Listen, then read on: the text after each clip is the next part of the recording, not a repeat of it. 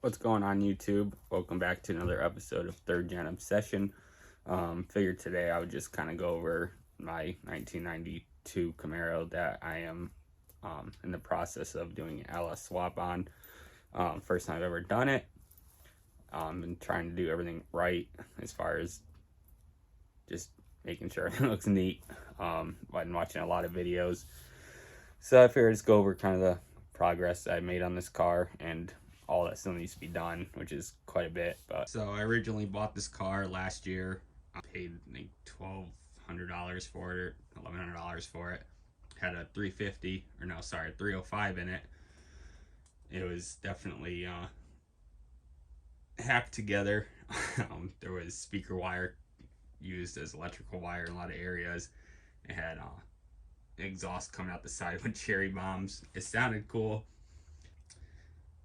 Overall, so far, I've pulled that engine, sold that, stripped everything out of here.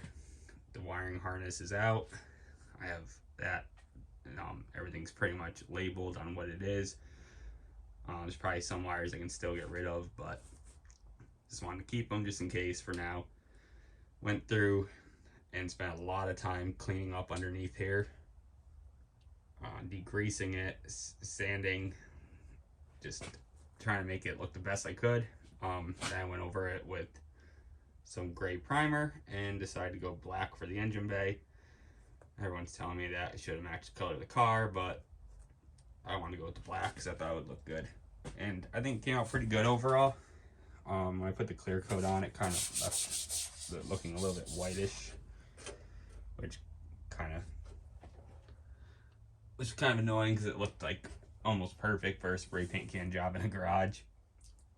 The cross member, I ended up going through, sanding the heck out of that. Wire wheel, pour 15 a lot of the areas. I highly recommend that stuff. It does a great job of sealing to prevent more rust. So overall, the engine bay came out pretty good for what I'm aiming for. I'm not a painter. I'm not any of that by any means, but I'm pretty happy with how it came out.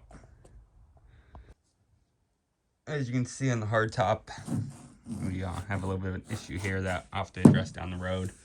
As far as the outside goes, that's kind of least of my concerns. Kind of worried about that last. I just really want to focus on doing everything right as far as the engine swap goes, getting that all done up, and then work on the exterior from there.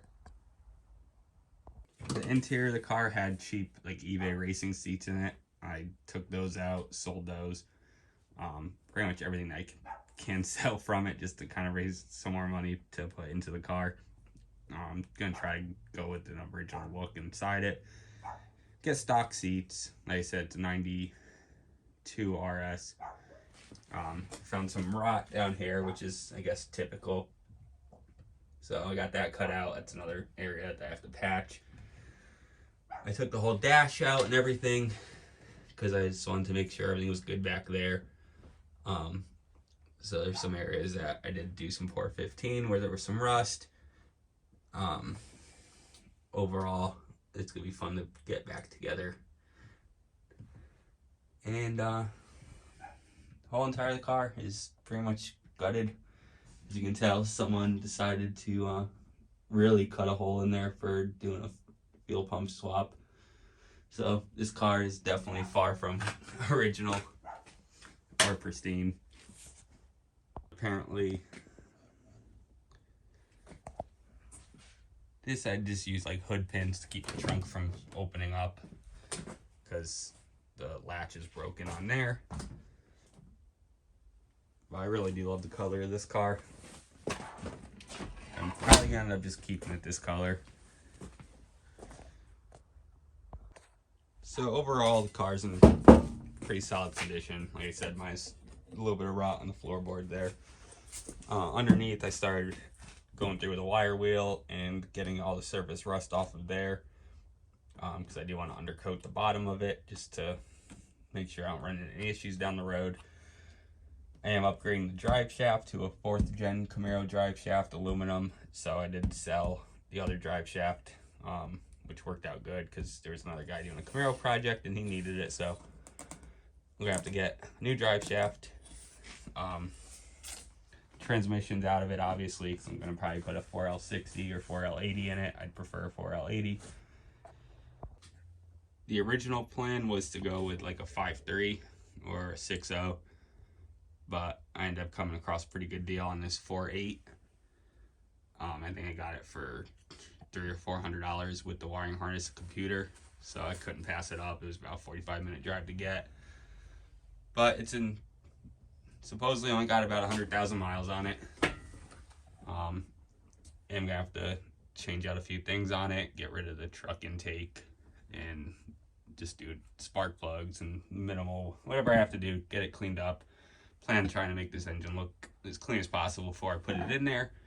As I said, I want underneath the hood to look good. I want all the wires ran nice. I want to make it look like it's supposed to be factory.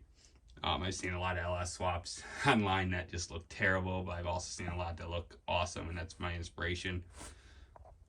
I do have these engine mounts that I ordered, and unfortunately one of them is incorrect, so I'm gonna have to get in contact and hopefully get the right one. Otherwise, it almost made me just want to go with a tubular front end, just because that'd be doing it all pretty nice, some weight reduction, won't have to worry about notching anything.